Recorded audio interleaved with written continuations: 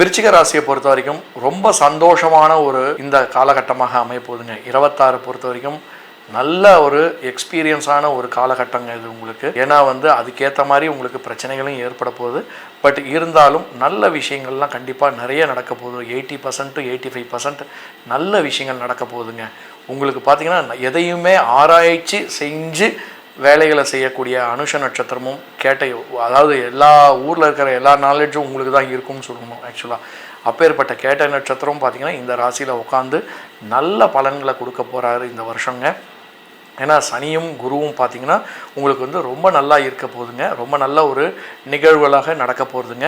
So வீட்டில் பார்த்திங்கன்னா ரொம்ப சந்தோஷமான நிகழ்வுகள், நல்ல ஒரு எப்படி சொல்கிறது, ஒரு யோகமான ஒரு நிகழ்வுகள், உங்களால் தந்தைக்கும் தந்தையால் உங்களுக்கும் பார்த்திங்கன்னா நல்ல ஒரு மாற்றங்கள் ஏற்படக்கூடிய ஒரு காலகட்டமாக இந்த காலகட்டம் அமையுங்க.